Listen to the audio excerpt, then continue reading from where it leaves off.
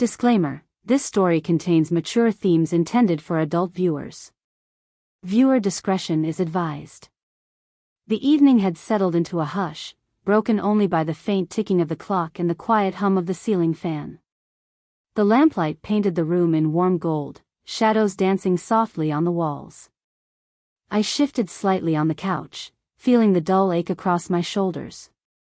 He was sitting closer than usual, his arm draped casually along the backrest, fingers just a breath away from brushing my skin. "I think I slept wrong," I murmured, my voice low, trying to sound casual but aware of the way his gaze lingered on me. "Can you rub my back for a bit?"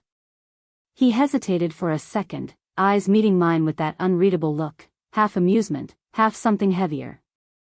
Then, without a word, he leaned in. His hands were warm, slow at first, tracing the curve of my shoulder blades. Each movement sent a small shiver crawling down my spine, the air between us thickening with every breath.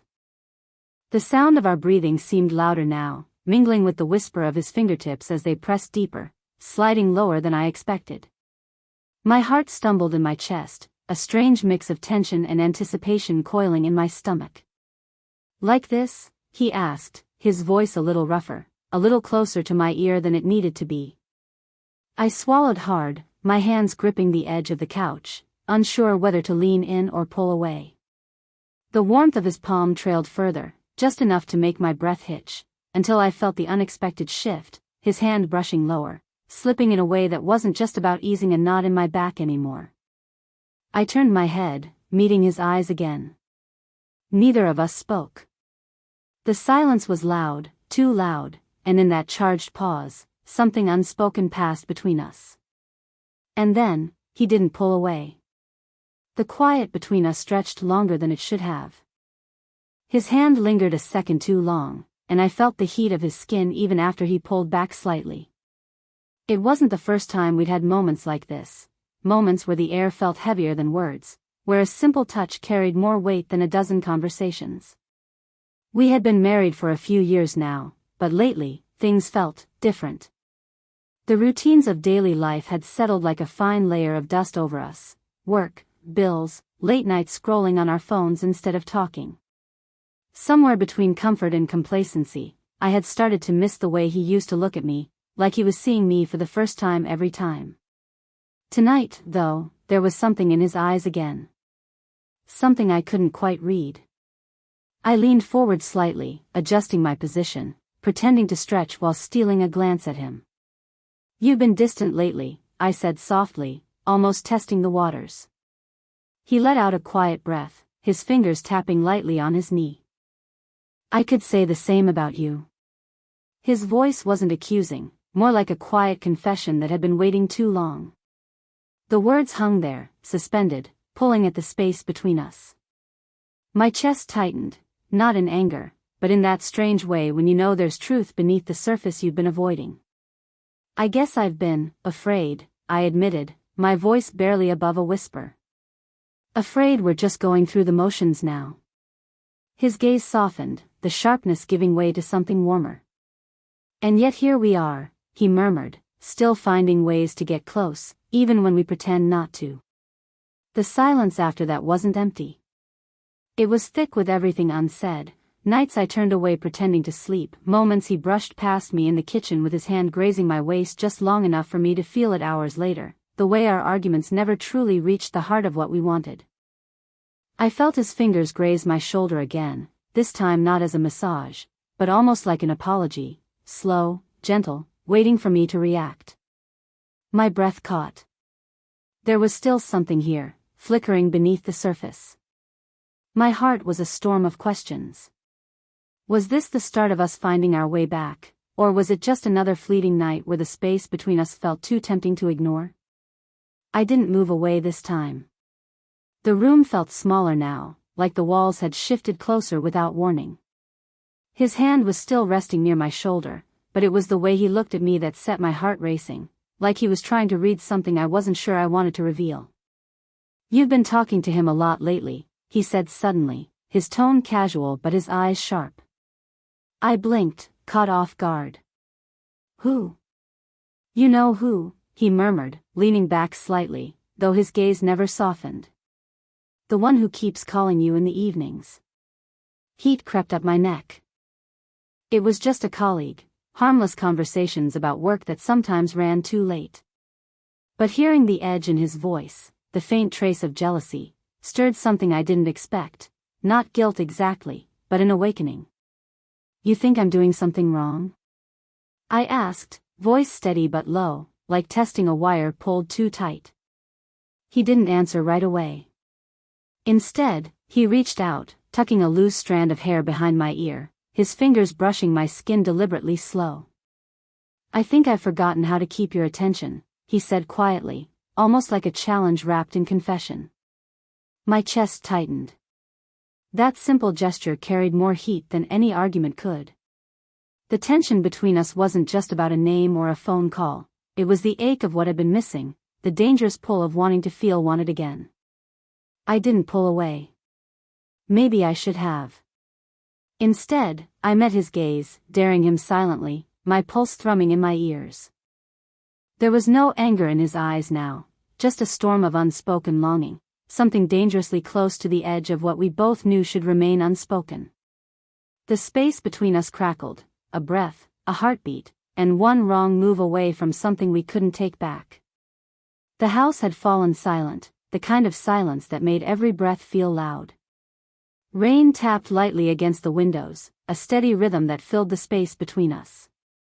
We stood in the kitchen now, just the two of us, the clock creeping past midnight. Everyone else was asleep. I reached for the mug on the counter, but my hand brushed against his instead. A spark, small, quick, but enough to freeze us both in place. I looked up, and he was already watching me. Not just watching, waiting. You couldn't sleep either, he asked, voice low, rough at the edges. I shook my head, the corners of my mouth twitching, unsure if it was a nervous smile or something else. Too much on my mind. He took a step closer. Just one. But in the quiet kitchen, that step felt like a door closing behind us. His presence filled the air, warm and steady, pulling me in like a tide I didn't know how to resist. My pulse hammered as his hand brushed mine again, slower this time, intentional. You always run away when it starts to feel real, he murmured, his eyes never leaving mine. The words lingered between us, heavy with something neither of us had said aloud before. I wanted to move, to speak, to break the moment, but instead I stayed still, heart racing, breath caught in my throat. The rain grew louder, as if the world outside knew something was about to happen. His fingers grazed my wrist, tracing lightly, then stopped, as though he was daring me to pull away. I didn't.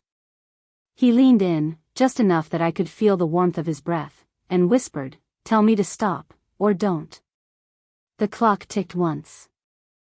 And then, the rain outside had turned into a steady downpour, each drop drumming against the glass as if echoing the chaos inside my chest. His fingers still lingered on my wrist, warm, firm, waiting. The silence was no longer heavy, it was alive, electric, and on the verge of breaking.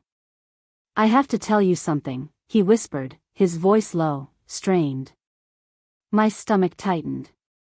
There was a tone in his words I hadn't heard in a long time, one that wasn't just desire, but guilt. "What is it?" I asked, the words barely leaving my lips. He let out a slow breath, his eyes flicking away for a brief second before locking on mine again. "That night you asked me where I was." I lied. The kitchen felt colder suddenly, the space between us no longer just intimate but dangerous. My fingers curled slightly against the counter. "What do you mean?" His jaw tensed. "I met her. Just for a drink. I thought it didn't mean anything, until tonight." The air punched out of my lungs. 1,000 little suspicions I had buried came rushing back, louder than the rain, sharper than the ticking clock behind us. "And now?"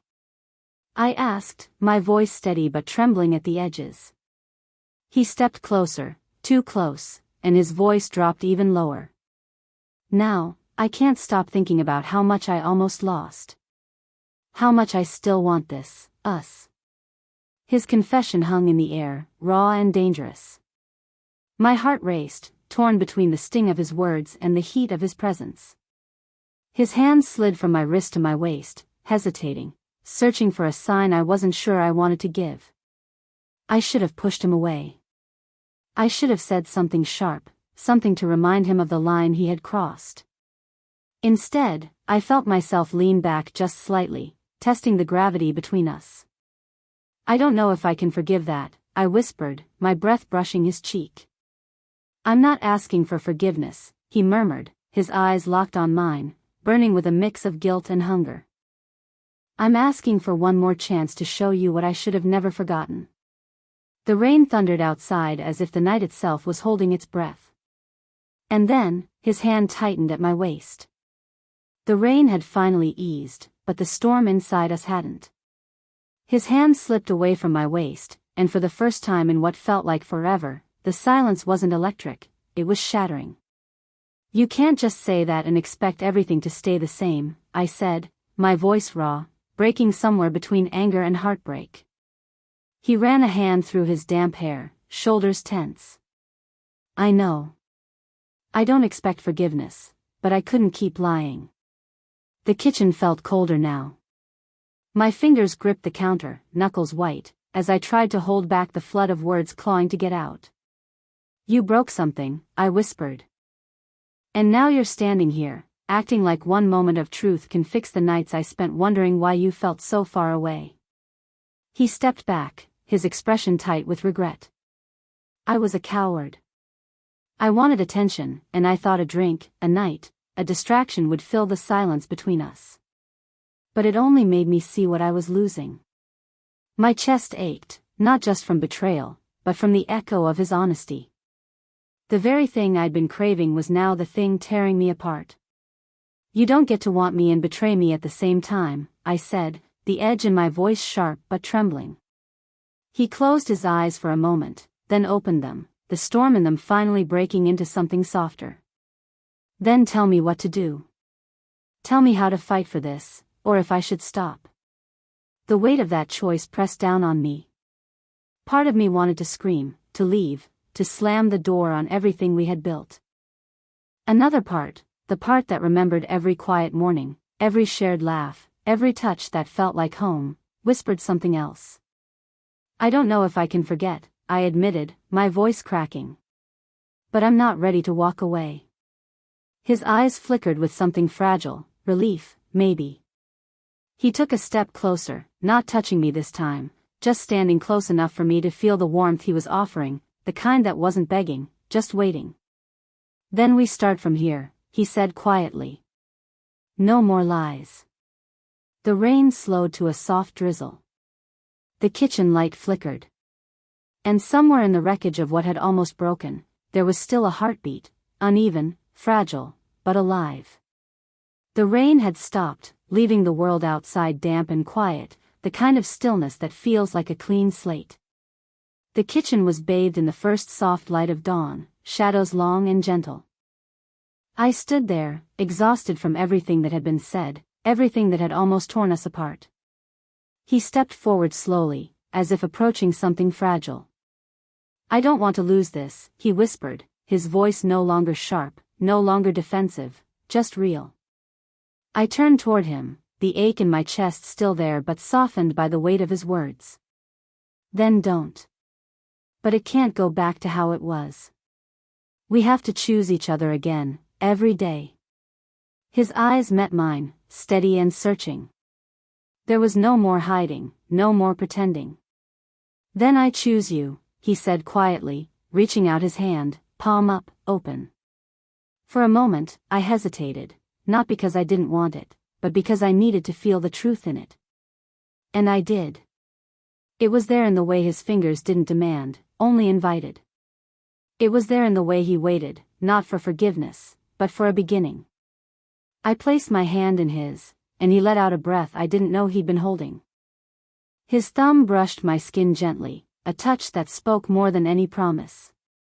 He stepped closer, our foreheads almost touching, his voice a whisper meant only for me. Let's rebuild this. Not perfect, not pretending, just real. A small smile tugged at my lips, the first in what felt like forever. Just real, I echoed. The warmth between us returned, not the wild, electric heat of conflict, but the steady, grounding warmth of two people deciding to stay. He wrapped his arms around me slowly, like an embrace that knew both the damage and the worth of what it held. Outside, the rain clouds parted, a pale morning sun breaking through as if the world had decided to give us one more chance.